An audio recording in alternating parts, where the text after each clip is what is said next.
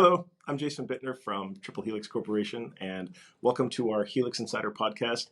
I'm joined in studio today with my colleagues Pedro Lopez and Sam Sheldon, two of our developers, and we're going to be talking to you guys today about security, passwords, and the importance of strong passwords, and all of that good stuff. So, why don't you start with password management and why it's important to have something and the importance of keeping strong passwords. Pedro, why don't you kick us off with what that means to you?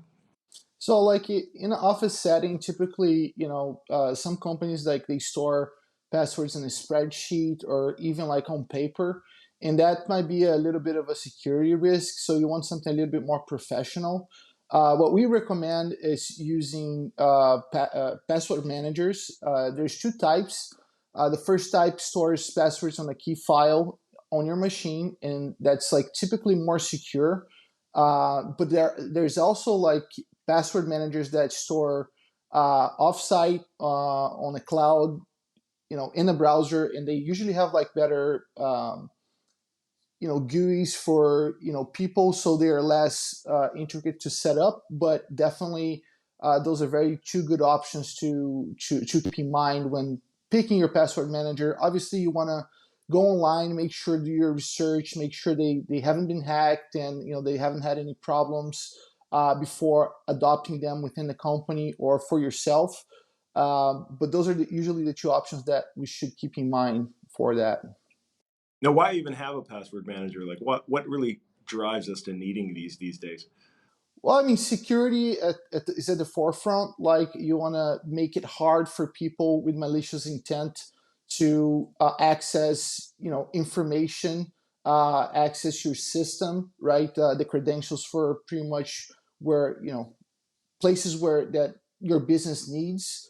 But more importantly, to make sure that you do everything you can to make sure that data from your company, your clients are secure. So, I think it's worth mentioning is that when we first started using the web and computers and accounts and all this stuff, there really wasn't that many passwords to remember. But I think these days we have thousands upon thousands of passwords that we have to remember, and unfortunately, because of that, people tend to go with something simple like cat dog or 1234 and password is password, and it obviously creates a huge problem because yes, you can remember it, but two, it is incredibly easy to break into your systems. Hence the idea of having this password manager where you don't have to remember it. You remember how to use the first password to get into it, but then the software takes care of the memorying for you. But what I've noted over the years with passwords is that there actually are a few different websites out there that help you create a password. In fact, there are some statistics that say like the simpler your password is, the easier it is for a program to break. And I was reading these articles about how like something that's a dictionary word with like 5 characters and whatnot can be broken in a matter of seconds by these computer programs. So you want something that's long and strong and something ideally auto-generated that a human wouldn't necessarily guess. I've actually found this website called passwordgenerator.net. And we recommend using something like that. If you go to that particular site, it actually will generate 16 characters is sort of what we recommend as a minimum. But you actually, when you use that software, and the reason I like that one particularly is that it actually doesn't generate the password over the internet. It actually generates it right there locally on the browser. So if anyone was hacking the data stream of you being on that website, the fact that it's generating the password doesn't actually hit anywhere else other than your own computer. So I think that's incredibly valuable. Sam, talk to us about some of your ideas. Like you were telling me earlier about how you had ways of generating passwords that are easy to remember but hard for anyone else to guess. Yeah, so one of the things that I'll do to, when I don't want to go and grab, a passwordgenerator.net or some other type of password generation, I know a lot of password managers have a tool to generate passwords within them. But when I don't want to do that, when I just need a quick password, what I tend to do is patterns. I'll look at my keyboard and I'll say, right, I'm going to start from this letter or number and I'm going to do this pattern, and then I'm going to pick another, and I'm going to do the same pattern again, maybe with some variation, hold shift or something like that. And then I just use that pattern and all I have to remember is where I started. It means that I can notate, like, if I need to make one really quickly and I do end up, writing it on a sticky note or something, I can just write those, 5 or 6 characters. I can write THF or something, and that means an entire, 12 character password or however many characters. Right, and to be clear, you're not talking about like just taking your finger and sliding it across the top row of the keyboard, like QWERTY 1 2 3 4, right? Because that was a famous password. People thought it was so secure, right? Yeah, no, that's not what I'm talking about. I'm talking about a pattern that, like, it uses, you know, 4 or 5 characters on the keyboard in a pattern that's easy for you to remember as a person, but doesn't necessarily mean anything once it's letters on the screen. There used to be a really great uh, website for life hacks, and I believe it was called Lifehacker actually. And one of their recommendations for password generation was actually mashing together um, longer passwords from things that you remembered shorter, and then actually putting something unique about the the site you're logging into about it. So you could have, like, your the city you were born plus maybe the street address you grew up on plus the last 4 digits of the website, some unique identifier about the website or the place you're signing in on. So you've created this really strong password that's easy for you to remember, but because you know your pattern, similar to what you're talking about on the keyboard, you can actually easily create a strong password for something that normally no one would really be able to guess. So I think that's pretty cool. Yeah. The other thing about passwords that, like, what password managers allow you to do is not reusing passwords, because even more than simple passwords, it's reusing passwords that gets you in trouble. Because once a single one of those, once, if you use a particular password on, say Twitter, for example, and you reuse it elsewhere, if Twitter were compromised and the passwords got leaked, even if they were hashed, you might end up exposing that password to, you know, and that you've used on any number of other services. And if somebody can put together what that password is, then you're in you're in trouble there.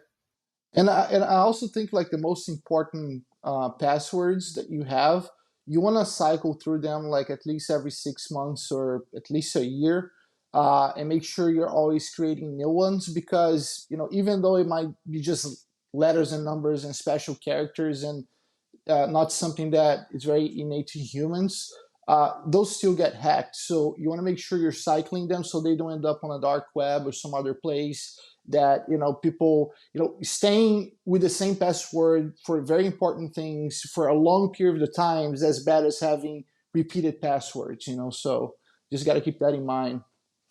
No, excellent point. So let's actually talk about like why we do this, right? So I mean, the whole reason why we secure the passwords and whatnot, and go to all this effort, because there has been a real concerted move out there among hackers and fraudsters who would try to take advantage.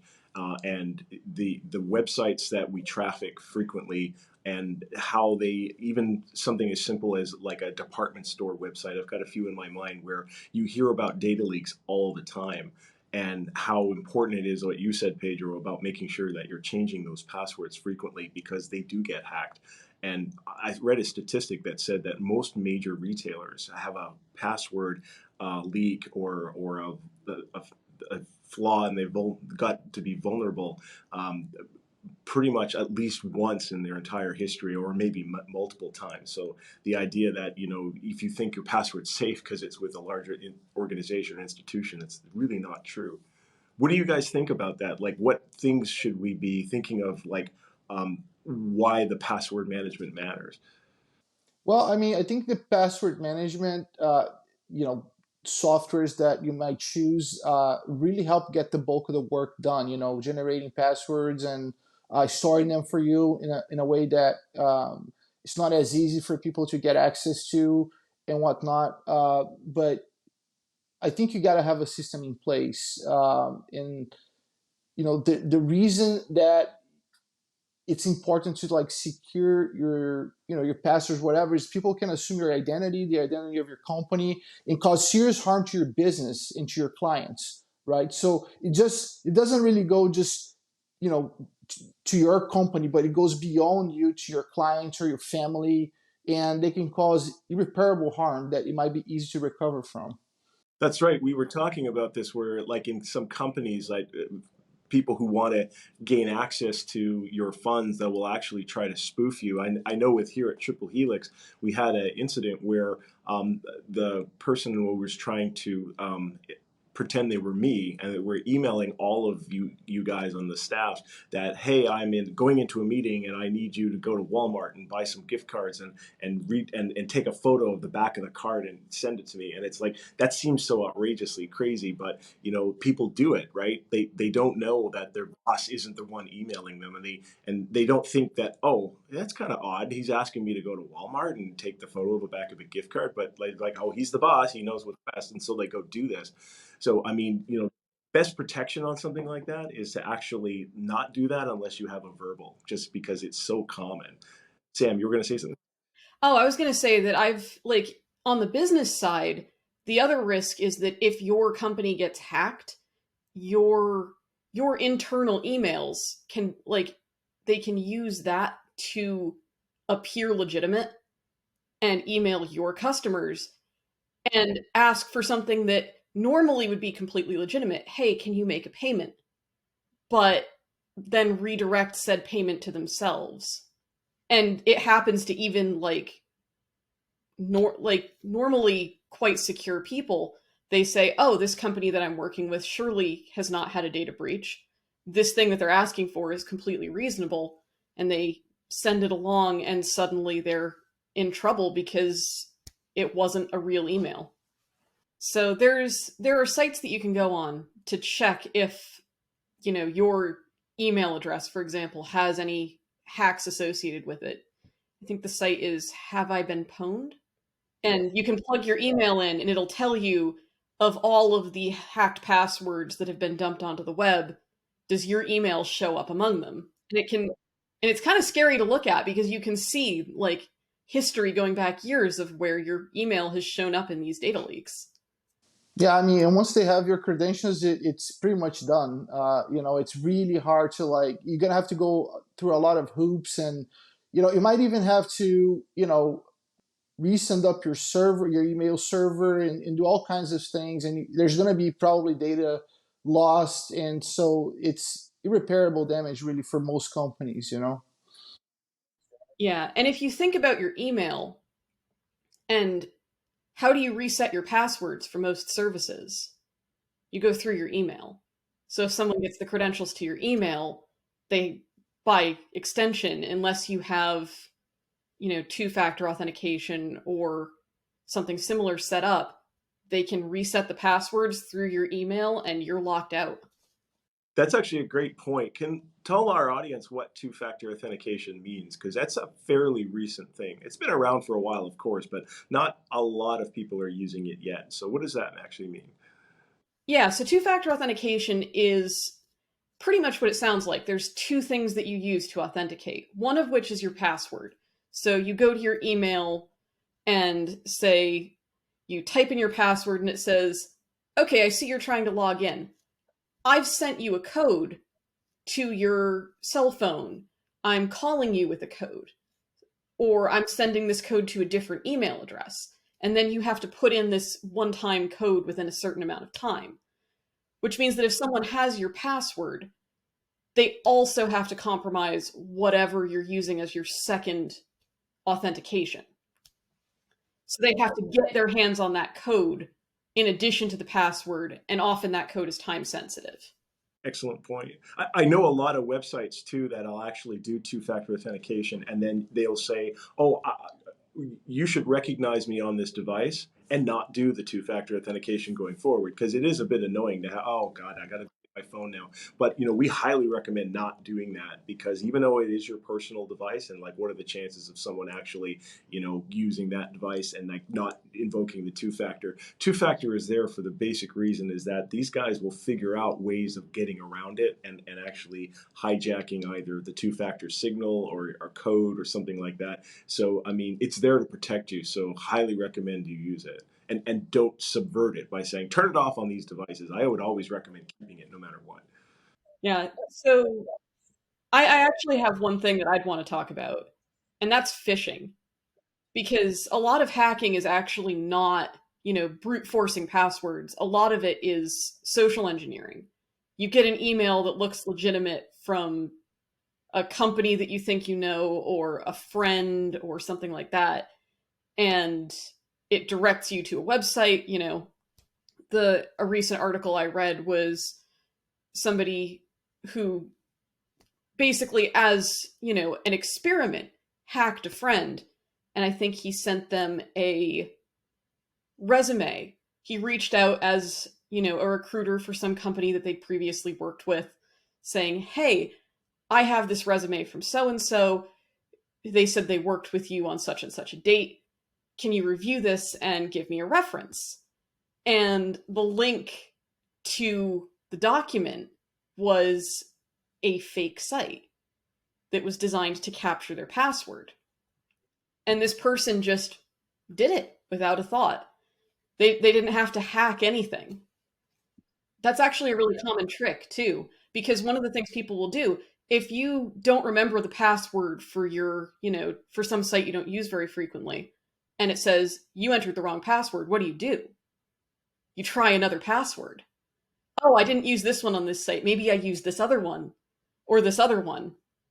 And by the time you've realized that it's never going to let you in, you've already given up half a dozen passwords. That's an excellent point. I've actually seen recreations of popular bank sites. In fact, I got one of these emails where the hacking group had meticulously, perfectly recreated the Bank of America website and the login. So you went to this thing and you think you were logging in, and it said, "Oh, can't log in. Username not found," or whatever. Or honestly, if you get a communication from, say, your bank or your email or something, don't actually click the link. Just go to their site and log in normally and navigate to try to find whatever it is they warned you about. If your bank tells you that there's a risk of fraud, just go to their site. Don't even interact with the link. Just go to their site, navigate through it, and see if there's actually an alert. Yeah, the key there is when you're logging into any of these sites, especially if you think the link is actually not right, is you need to check the link. And a popular tactic is that they'll send you this very official looking email, and they'll say, click here to log in. And the click here to log in, or it'll be a URL. They'll actually type in the proper URL, bankofamerica.com. But if you hover your mouse over it, it's quite clearly a completely different link to another website in some, other country maybe. And in fact, some of those, just by the act of clicking the link, is actually invoking a payload on a virus into your machine. So it's very, very important to check those links, not to click on them, but to hover them and to see what's actually you're going to go to, right? Or call them. I mean, direct. Yeah, and don't call the 1-800 number on the email. Like, go to the website and then call the number from there. Seen that happen. So, the idea of the importance of strong passwords is, like, we have so many of them out there. A password manager can help us keep them straight so you don't subvert your security by using simpler ones. The idea of using passwords in some sort of a generated code that only it's sort of like in your head. And then, of course, the really importance of actually having good strong passwords and rotating them, as Pedro said earlier. Like, things that are very important to you, you should be rotating them regularly, just because if you assume that larger organizations like banks and whatnot are not vulnerable to these things, it's not true. So the things that really matter to you, you need to protect them and keep them safe. Any final thoughts, Pedro? I mean, I think there are two things that companies need to keep in mind most is like the emails and following those best practices, and also if they have like a corporate account with AT&T, T-Mobile, for like phone services, where people within the company or executives usually use as two-factor authentication for important stuff to make sure that they're not they're following best practices too, so they're not vulnerable to people maybe hijacking their phone number or whatever, gaining access into their systems. Good. Well, I think that's all the time we have for today. So I want to thank my two special guests, Pedro Lopez and Sam Sheldon, for their insights into security and why it matters. And I'm Jason Bittner from Triple Helix, and thanks, and we'll talk to you next time. Bye-bye.